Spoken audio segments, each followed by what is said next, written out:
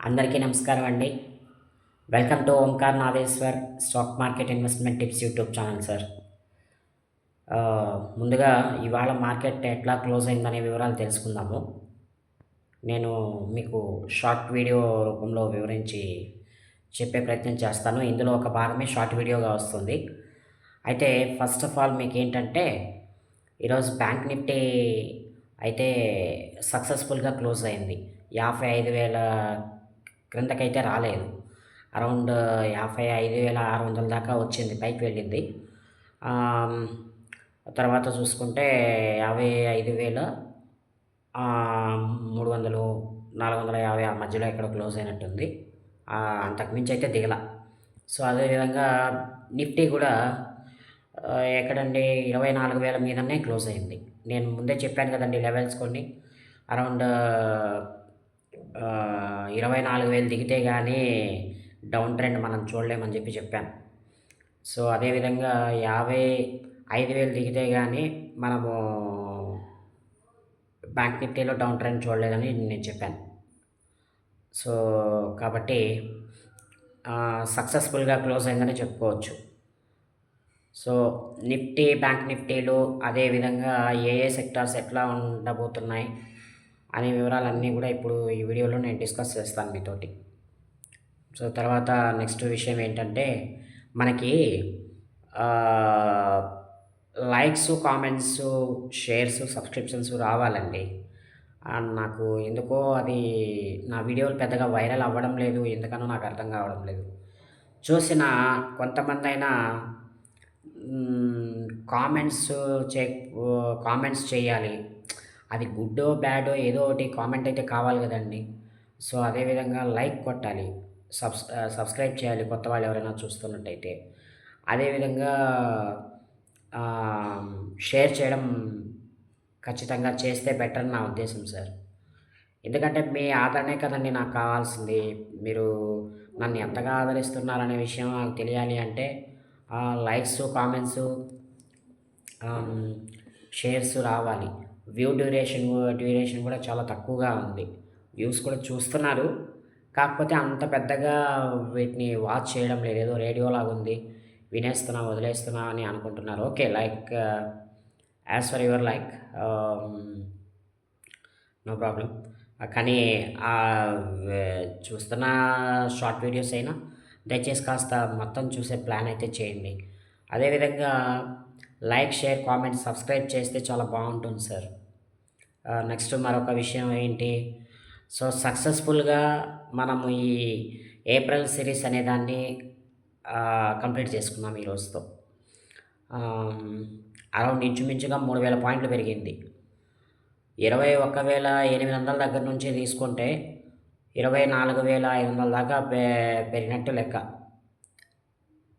24,500 రాలేదులెండి. Around 24,350, 400 అంతేనండి. వచ్చినట్టే ఒక 500. సో, అంటే 21,800 అంటే 2,000, 2,200.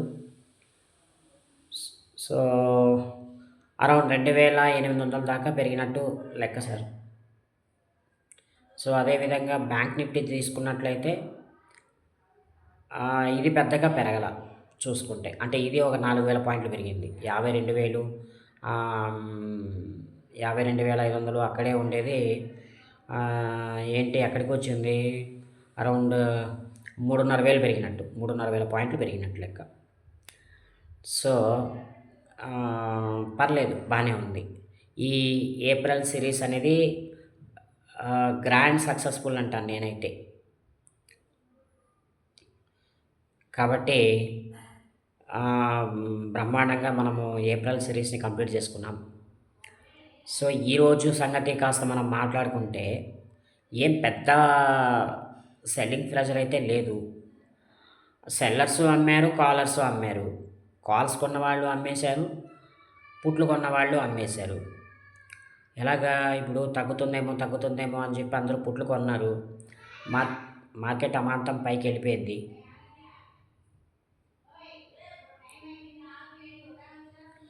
తర్వాత ఎక్కడో లోయర్ లెవెల్స్‌లో కాల్స్ కొన్నారు. అది ఇప్పుడు బాగా పెరిగిపోయి కూర్చుంది. సో, ఈరోజు ఏంటి మార్కెట్సు స్క్వేర్ అప్ చేయాలి. అంతే అంటే మంత్లీ కాంట్రాక్ట్స్ కదండీ! ఈ కాంట్రాక్ట్స్ అన్నీ మంత్లీ కాంట్రాక్ట్స్. ఏది ఎలా ఉన్నా గూడా మనం ఈరోజైతే స్క్వేర్ అప్ చేసి తీరాలి. ఆహ్, కా కాబట్టి ఇప్పుడు వీళ్ళేం జేశారు, పుట్లు అమ్మేశారు. అదేవిధంగా కాల్స్ అమ్మేశారు కాబట్టి జస్ట్ స్మాల్ ప్రెషర్ అని చెప్పుకోవచ్చు. ఒక 300 పాయింట్లు తగ్గింది బ్యాంక్ నిఫ్టీలో.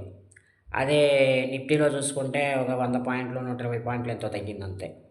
ఏం పెద్ద డ్రాస్టికల్ డౌన్ ట్రెండ్ మూవ్‌మెంట్ ఏం లేదు. అది ఏంటి ఈ రోజు వరకు మాత్రమే వర్తిస్తుందది. రేపటి కథ వేరు మళ్ళీ.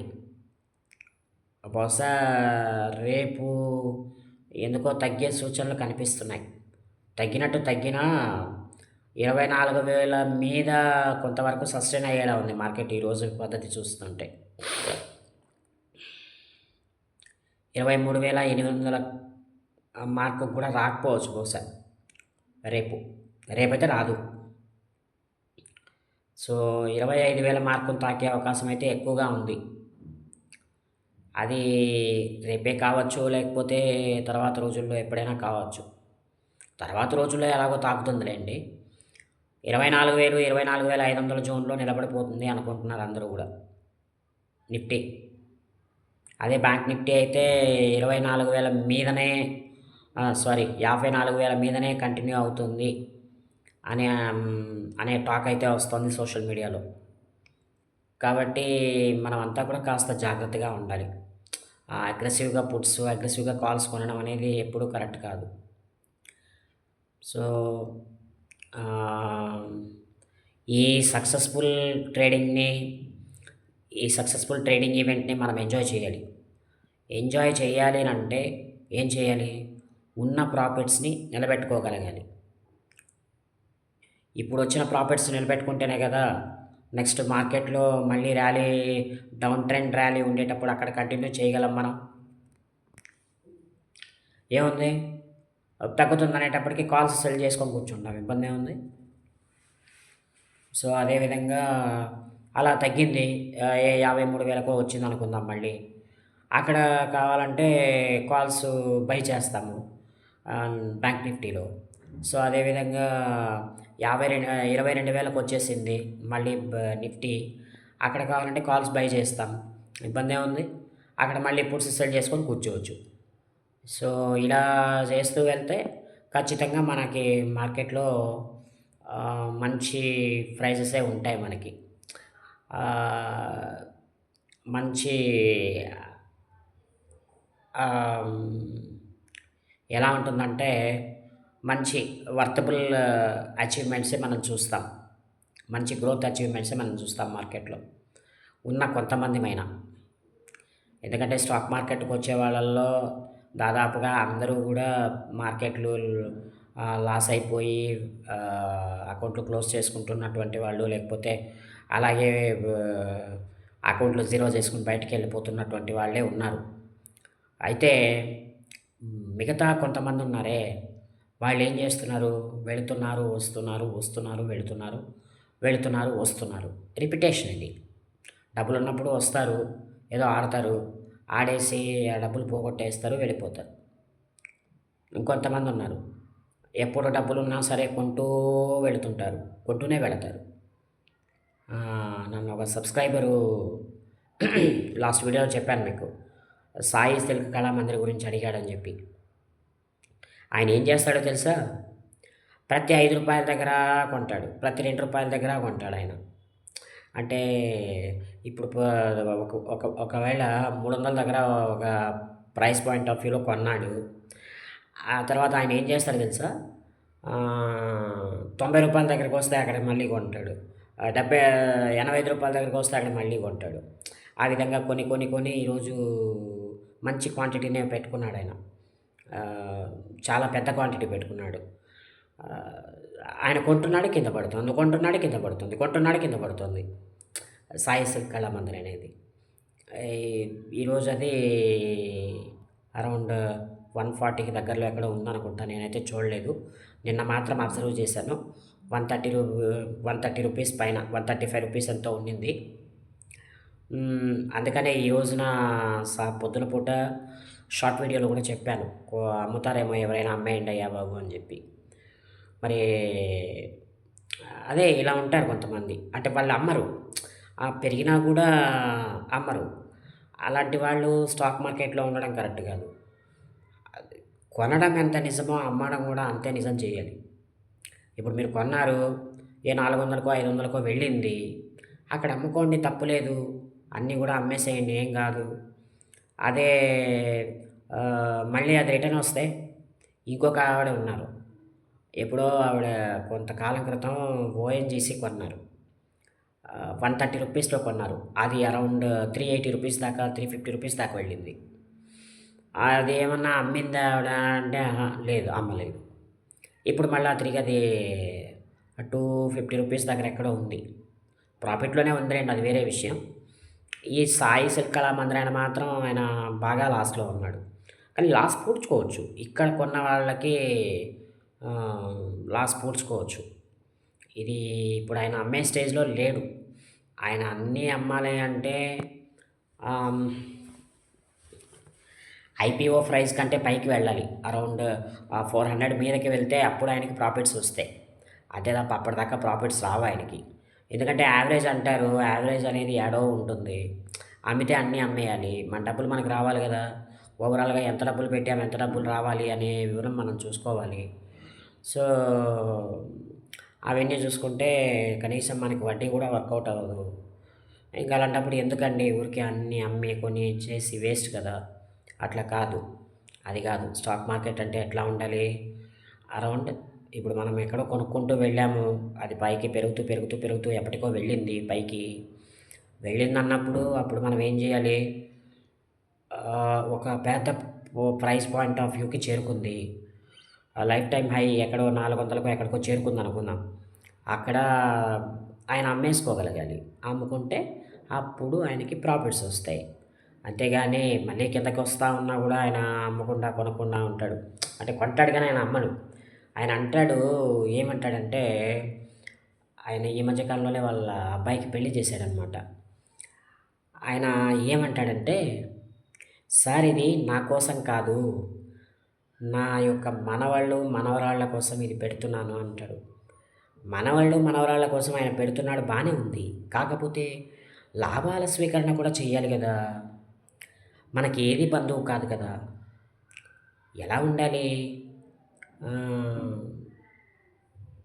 బాగా పెరిగింది ఏదో, దాన్ని అమ్మేసుకోవాలి. అమ్మేసుకొని ఆ తర్వాత ఏదైతే పైనెక్కడో కొనుంటాడో, అది కిందకొచ్చేసుంటుంది. అక్కడ ఆయన ఇన్వెస్ట్‌మెంట్ చేయాలి.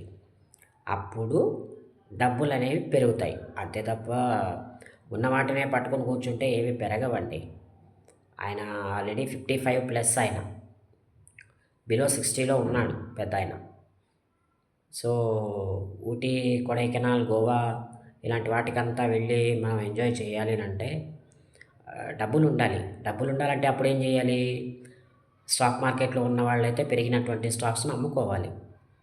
సో, ఇప్పుడు మార్కెట్సు బాగా పెరిగాయి. పెరిగాయి గదా! అని జెప్పి స్టాక్స్ అన్నీ పెరిగాయా అంటే లేదు ఇంకా పెరగవు. ఇప్పుడున్న స్టాక్స్ అన్నీ పెరగాలనంటే తగ్గిన స్టాక్స్ అన్నీ పెరగాలంటే మార్కెట్ ఎంత లేదన్నా ఏ 27,000కో, 28,000కో వస్తే గానీ పెరగదు. అదే బ్యాంక్ నిఫ్టీ అయితే ఏకంగా ఏ 58,000కో, 60,000కో చేరుకుంటే 60,000కో చేరుకుంటే గానీ బ్యాంక్ స్టాక్స్ పెరగవు. బ్యాంకు అలాగే ఫైనాన్స్ స్టాక్స్ పెరగవు. సో, అప్పుడు ఏం చేయాలి? పెరుగుతాయి అని అనుకున్న నమ్మకమైన స్టాక్స్ ఏవో కొన్నున్నాయి. వాటిని మనము ఖచ్చితంగా ఇప్పటినుంచే కొనిపెట్టుకోవాలి. ఇప్పటినుంచి కొనుంచుకుంటే ఆ టైంకి పెరిగే టైంకి మనము ఎంజాయ్ చేయగలుగుతాం ఆ లాభాల్ని. సో, కొద్ది కొద్దిగా మనం యావరేజ్ చేసుకుంటూ వెళ్ళాలి. ఆయన చెప్తున్నారు చూడండి. ఆహ్, క పడే కొద్దీ కొంటాడని చెప్పాను గదా! అలా కొనకూడదండి. 300లో కొన్నాడు. 200కొచ్చింది. అక్కడ కొనాలి, తప్పు లేదు. అదే రూ. 150 వచ్చింది, తప్పు లేదు. రూ. 150కో లేకపోతే రూ. 120కో వచ్చింది. అక్కడ కొనండి. ఎన్ని కొంటే అంటే అక్కడ కొంటే 20,000 స్టాక్స్ వచ్చేది కింద ఎక్కడో కొంటే ఇంకొక 10,000 స్టాక్స్ పెరుగుతాయి. కింద ఎక్కడో కొనాలి. బాగా దూరంగా కొనాలి. మనం కొనేవన్నీ కూడా 3 పార్ట్స్ లేదంటే 4 పార్ట్స్ కింద మాత్రమే కొనాలి. అప్పుడైతే మనకి స్టాక్స్ క్వాంటిటీ అనేది హెవీగా వస్తుంది. అదే రూ. 5 దగ్గర, రూ. 10 దగ్గర యావరేజ్ చేసుకుంటూ వెళ్తే అక్కడ మనకి హెవీ క్వాంటిటీ రాదు. కాస్ట్ ఎక్కువ కావాలి. కాస్ట్ నిజంగా చాలా ఎక్కువ కావాలి. సో, అప్పుడు మనకి హెవీ అయిపోతుంది. అట్లా కాదు. ఇక్కడ ఏంటి, ఎలా కొనాలి? మనము ఏదైనా ఒక ప్రైస్ పాయింట్ చూస్ చేసుకుంటే, ఆ ప్రైస్ పాయింట్‌లోకొస్తే మాత్రమే కొనాలి. రాకపోతే కొనాల్సిన అవసరమే లేదు నా దృష్టిలో. సో, కాబట్టి ఈ విధంగా ఉంటే స్టాక్ మార్కెట్‌లో మనము గడ్డన పడగలుగుతామండి. ఓకే. ఈరోజు మన stock discussion I think Kalamandir అనుకుంటా. సో, అంటే అన్‌ఎక్స్‌పెక్టెడ్‌గా వచ్చేసిందిలెండి. సో, ఇంకా చాలా స్టాక్సే ఉన్నాయి. మంచి మంచి స్టాక్స్. ఇప్పుడు మనకి సెంకో గోల్డ్ ఉంది. సెంకో గోల్డ్ రూ. 700 దగ్గర నుంచి కిందకొచ్చేసింది. బాగా, బాగా, బాగా కిందకొచ్చింది. ఈ సెంకో గోల్డ్ అనేది ఇది ఒక గోల్డ్ ఆర్నమెంట్ తయారు చేసే కంపెనీ అనమాట. అంటే ఫిజికల్ గోల్డ్ కావచ్చు, లేతే something gold related company. Diamonds and gold related company. So, ఇట్లాంటి వాటిని ఇక్కడ మనం కొనుక్కొని పెట్టుకుంటే, రేపటి రోజున మళ్ళా అది 600కో, రూ. 1000కో వెళ్ళినప్పుడు అక్కడ మనము ప్రాఫిట్స్ ఎంజాయ్ చేస్తాం. స్టాక్ మార్కెట్‌లో ఉన్నవాళ్ళు ఊరికనే పెద్దవాళ్ళు అయిపోరండి. ఇది కూడా ఒక ఎల్ఐసీ పాలిసీ చేసినట్టే, లేకపోతే ఒక ఇన్స్యూరెన్స్ పాలిసీయో, ఏదో లాంగ్ టర్మ్ ఫిక్స్డ్ డిపాజిటో ఏదో చేసినట్టే లెక్క. స్టాక్ మార్కెట్‌లో ఊరికనే పెద్దవాళ్ళు అయిపోరు సార్ ఎవరు. స్టాక్ మార్కెట్‌లో పెద్దవాళ్ళు అవ్వాలంటే నెల, 2 నెలలు, ఏడాది, 2 ఏళ్లతో అయ్యే పని కాదు. తక్కువలో తక్కువ ఒక 5 ఏళ్ళు, 10 ఏళ్ళు పడుతుంది పెద్దవాళ్ళం అవ్వాలంటే. అంటే ఒక త ఒక ఒక ఒక ఒక ఒక వ్యక్తికి పెళ్ళవ్వాలి, పిల్లలు పుట్టాలి, వాళ్ళకొక 10 ఏళ్ల వయసు రావాలి. ఇవన్నీ జరగాలంటే 15 ఏళ్ళు పడుతుంది. ఈ 15 ఏళ్ల కాలం గనక స్టాక్ మార్కెట్‌లో ఒక్కసారి ఇన్వెస్ట్ చేసి అట్లాగే ఉంచితే ఖచ్చితంగా మనకి zero loss. Loss is zero. Zero loss రావాలంటే ఏం చేయాలి? 15 ఏళ్ల టైమ్ ఫ్రేమ్ అనేది మనం ఉంచుకోవాలి సార్ స్టాక్ మార్కెట్‌లో. గురువుగారు ఫ్రీగా ఎవరు రారు సార్. ఫ్రీగా పెద్దవాళ్ళం అయిపోవడానికి ఇది లాటరీ టికెట్స్ కావు కదా ఇవి.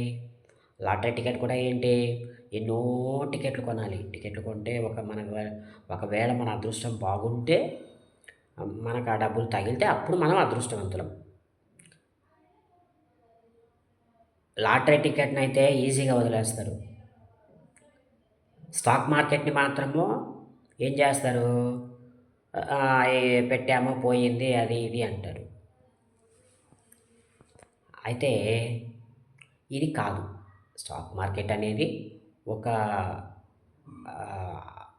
ఒక మంచి వెల్త్ క్రియేషన్ అసెట్ అంటాను నేనైతే. నా దృష్టిలో అయితే వెల్త్ క్రియేట్ చేసే అసెట్ సార్. అంటే డబ్బుని పెంచే, ఆర్థిక స్వావలంబనను పెంచేటువంటి ఒక ఆస్తి. సో, ఇట్లాంటి వాటిని మనము డెవలప్ చేసుకోవాలి స్టాక్ మార్కెట్‌లో. చేసుకుంటే ఖచ్చితమైనటువంటి ఆర్థిక పురోగవృద్ధిని మనము సాధిస్తాం. ఆర్థిక పురోగతిని మనం సాధిస్తాం. సో, ఇకపోతే నెక్స్టు మనం మాట్లాడుకుంటే ఈ మార్కెట్ ఉంది కదండీ! ఇది ఇట్లాగే కంటిన్యూ అవుతుందా అంటే రేపు మాత్రం డౌటేనండోయ్. ఈరోజు ప్రాఫిట్ బుకింగ్స్‌కి రాలేదు. బహుశా రేపు రావచ్చు. కొంచెం చూసుకోండి. రేపొచ్చారంటే ఇంకొక 500 పాయింట్లు కిందకి తీసుకెళ్తారు. జాగ్రత్తగా ఉండండి. చెప్పాను గదా! పొద్దున పూట మార్కెట్లు ఎట్లా ఉండబోతున్నాయి, ఏంటి అనే విషయాలు చెప్పాను గదా! రేపు పొద్దున్నయితే స్మాల్ ప్రాఫిట్ బుకింగ్స్‌కయితే వస్తారు సార్. రాకుండా అయితే వెళ్ళరు. కాబట్టి అందరూ కూడా జాగ్రత్తగా ఉండాలి. నెక్స్టు మరొక విషయం ఏంటంటే ఆహ్, ఈ నెక్స్ట్ వీక్ చాలా క్రూషియల్‌గా ఉండబోతోంది. అంటే నేను వీడియోస్ పెడతానో పెట్టలేనో నాకు తెలీదు. నాకు కొన్ని టెక్నికల్ ఇష్యూస్ ఉండడం వల్ల రెగ్యులర్ వీడియోస్ నేను పెట్టలేకపోతున్నానండి. కాబట్టి ఇప్పుడే చెప్తున్నాను. బహుశా నెక్స్ట్ వీక్ చాలా క్రూషియల్ వీక్ అనమాట. లెవెల్స్ మళ్ళీ గూడా చెప్తున్నాను సార్. 24,000 మీదన నిఫ్టీ ఉన్నంత వరకు ఎవరు నిఫ్టీని ఏం చేయలేరు. అదేవిధంగా 55,000 మీదన ఉన్నంత వరకు బ్యాంక్ నిఫ్టీని ఎవరు ఏం చేయలేరు. ఇంకా పైకి వెళ్తా ఉంటుందంతే. 24,000 మీద నిలబడితే మాత్రం నిఫ్టీ మళ్ళా ఒకసారి లైఫ్ టైమ్ హై ఏదో ఒకటి టచ్ చేస్తుంది. ఐ థింక్ 26,500ని టచ్ చేస్తుంది. 24,000 మీద నిలబడినంత వరకు మాత్రమే. అదే బ్యాంక్ నిఫ్టీ కూడా అనుకోండి. 55,000 మీదన గన నిలబడితే ఈసారి ఏకంగా ర్యాలీ 57,000కే. అంత బీభత్సంగా ఉంది పరిస్థితి. కానీ స్మాల్ ప్రాఫిట్ బుకింగ్స్‌కి వస్తారు. అది ఎక్కడ వస్తారనేది ఎవ్వరికీ అర్థం కాని పరిస్థితి. మనలాంటి చిన్న చిన్న ఇన్వెస్టర్లు కృంగిపోతారు. అందుకు మీరేం చేస్తారంటే అంతకంటే ముందు ఎక్కడ ప్రాఫిట్స్ కనిపించినా తీసేసుకోండి. తప్పు లేదు. ఎక్కడైతే మంచి ప్రాఫిట్స్ ఉంటాయో అక్కడ ఫస్టు అవి మొత్తం జీరో చేసేసేయండి పర్వాలా. అంటే 100 స్టాక్స్ కొన్నారు. మంచి ప్రాఫిటే వచ్చింది. డబల్ అయిపోయింది స్టాకు అన్నప్పుడు అక్కడ మొత్తం కంప్లీట్ చేసుకోండండి. కంప్లీట్ చేసుకొని వస్తే అక్కడ మళ్ళీ ఎంట్రీ ప్రైస్ దొరుకుతుంది మనకి. ఇంకొక 25%, 30% కిందకి దిగిన తర్వాత అక్కడ మళ్ళీ కిందకి వెళ్ళే కొద్దీ మనం కొనుక్కుంటా వెళ్ళడానికి ఆప్షన్ వస్తుంది. డబ్బులే లేకపోతే ఏం కొంటాం సార్?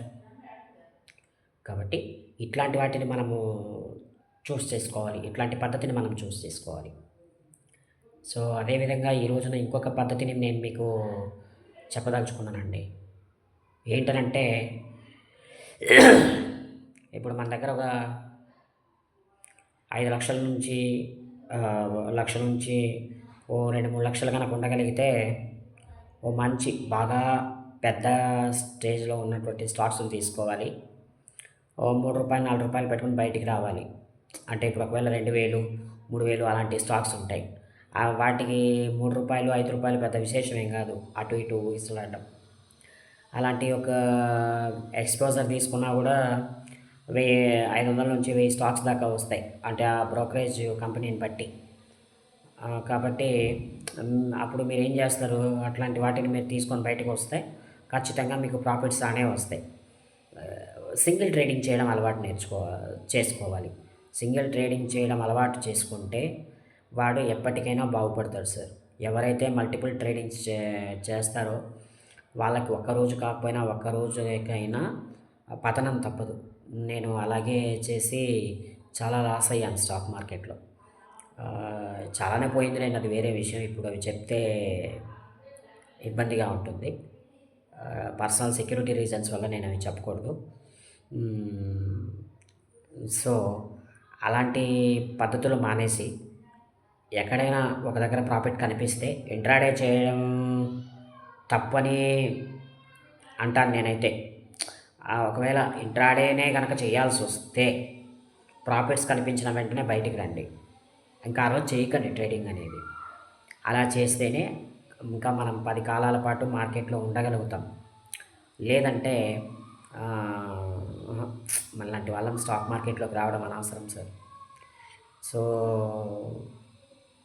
ఇదే కాకుండా మీకు చెప్తాను చూడండి. ఇప్పుడు అంటున్నాను కదా, మనము సింగిల్ ట్రేడింగ్ చేయాలి, వచ్చిన ప్రాఫిట్స్ చాలని అంటున్నాం కదా. అయితే ఎందుకు నేను ఈ మాట అంటున్నానంటే, ఇప్పుడు ఫర్ ఎగ్జాంపుల్ మనము డైలీ ఫైనాన్స్‌కి ఇస్తామనుకుందాం. డైలీ ఫైనాన్స్‌కి ఇస్తే మనం ప్రతిరోజు బైకేసుకొని ఎళ్లి వాడి ముందు దేహిని అడుక్కుంటే వాడు మన డబ్బులు మనకిస్తాడు. అది కూడా మొత్తం డబ్బులు మనకిచ్చేదాకా నమ్మకాలు లేవు. లేదు ఒక 500 రావాలనుకోండి, రూ. 1000 రావాలనుకోండి ఇవాల్టికి. పొద్దున్నుంచి సాయంత్రం దాకా కష్టపడితేనే ఆ రూ. 1000 అనేవి మనకొస్తున్నాయి. అంటే మనం చేసే పని ఏదైనా కావచ్చు. ఆటో డ్రైవింగ్ కావచ్చు, లేకపోతే ఒక డిపార్ట్మెంట్‌లో జాబ్ కావచ్చు, లేకపోతే కూలి పని ఏదైనా కావచ్చు. ఇవన్నీ ఏదైనా కావచ్చు. ఆహ్, ఇవన్నీ పొద్దుటి నుంచి సాయంత్రం దాకానో, లేకపోతే రాత్రి దాకానో కష్టపడితేనే ఆ 1000, 500 మనకొస్తున్నాయి. కానీ అలాంటిది అదేదీ లేకుండా డబ్బులు ఇన్వెస్ట్ చేసి కేవలం ఒక గంట పరిధిలో ఒక గంట వ్యవధిలోనే మనకి ఏ 1000, 1500, 2000 ఎంతో వస్తున్నప్పుడు, ఏ కష్టం చేయకుండానే వస్తున్నప్పుడు మనకేంటండి ఇబ్బంది? శుభ్రంగా మన జాబులు మనం చేసుకుంటూ, ఆ వచ్చే డబ్బుతో తృప్తి పడుతూ వస్తే ఒక నెల రోజులు మనము డబ్బులు పోకుండా గనక ఆడితే స్టాక్ మార్కెట్‌లో రోజు రూ. 1000 ఏసుకుందాం. ఆన్ అండ్ యావరేజ్ కింద రూ. 1000 ఏసుకుందాం. 20 ట్రేడింగ్ సెషన్స్ ఏసుకుందాం. 20 ట్రేడింగ్ సెషన్స్ ఏసుకుంటే 20,000 అయింది గదండీ! ఒక 5 నెలలు వేసుకుందాం ఆ విధంగా. అప్పుడు రూ. 1,00,000 అయిందిగా. అదే రూ. 1,00,000తో పాటు మళ్ళీ మనం ఆడుతూ వస్తే ఎంత లేదన్నా తక్కువలో తక్కువ ఏడాదిలో 2,00,000 అయిపోతుందిగా, లేదా 3,00,000 అయిపోతుందిగా అది. ఆన్ అండ్ యావరేజ్‌గా చెప్తున్నా నేను. ఇలాంటి పద్ధతిని ఎవరైతే పాటిస్తారో వాళ్ళు స్టాక్ మార్కెట్‌లో కొంతకాలం ఉండగలుగుతారు సార్. సో, ఇలాంటి మంచి మంచి పద్ధతులు పాటించాలి మనము. పాటిస్తే ఇంకా కొంతకాలం స్టాక్ మార్కెట్‌లో ఉండగలమండి. లేదంటే చాలా ఇబ్బందులు పడతాం మనం స్టాక్ మార్కెట్‌లో. దయచేసి మీకందరికీ కూడా నేను చెప్పేది ఒకటే మాట. ఎక్కడైనా సరే లాభాలొచ్చిన వెంటనే లాభాల యొక్క స్వీకరణ చేయడం తప్పనిసరి. ఎవ్వరు కూడా దీన్ని మిస్ అవ్వకండి. సో, అదేవిధంగా ఏదో ఒక స్టాక్ కొన్నారు, కొంత పడింది అని అనంగానే కొనేయకండి. అది బాగా పడాల. మనం కొన్న దగ్గర నుంచి ఎంత కిందకి పడితే అంత మంచిది. కాకపోతే ఆ టైంకి మన దగ్గర డబ్బులుండేలా చూసుకోవాలి. క్యాష్ ఫ్లోలో ఉంటే ఆహ్, మనకి ఇబ్బంది లేకుండా ఉంటుంది. అంత లేనప్పుడు వదిలేయండి. ఒక 5 ఏళ్ళో, 10 ఏళ్ళో వదిలేయండి. కొన్నారు, వదిలేయండి. దాని కర్మ అనుకోని ఇంక దాన్ని వదిలేయడమే. ఏం చేయలేం. అలాగని 50%, 60% కిందకి పడుతుంటే, లేదా 20%, 30% కిందకి పడుతుంటే, మనము లాస్‌లు బుక్ చేయాల్సిన అవసరం లేదు. 5-10% మాత్రమే లాస్ బుక్ చేయాలి. బుక్ చేయాలనుకుంటే. ప్రాఫిటా 100%, 150% వచ్చింది. ఖచ్చితంగా మనం ప్రాఫిట్స్ బుక్ చేసుకోవాలి. సో, ఇట్లాంటి స్ట్రాటజీని మనం మెయింటైన్ చేద్దాం. రాబోయే రోజుల్లో స్టాక్ మార్కెట్‌లో ఘన విజయాన్ని మనం సాధిద్దాం. సో, ఆహ్, ఈ వీడియో మీకు నచ్చిందనుకుంటున్నాను సార్. దయచేసి ఈ వీడియో గనక మీకు నచ్చి ఉన్నట్లయితే లైక్, షేర్, కామెంట్, సబ్స్క్రైబ్ చేయడం అస్సలు మర్చిపోవద్దు. మీ సహకారం నాకు కావాలి. మీ సహకారాన్ని నాకు అందిస్తారు కదూ! మీ యొక్క సహకారం కోసం ఎదురుచూసే నేను ఈ రోజున ఈ వీడియోలో నేను సెలవు తీసుకుంటున్నానండి. మరొక మంచి వీడియోతో మరలా తిరిగి మీ ముందుకొస్తాను. అంతవరకు సెలవు. నమస్తే.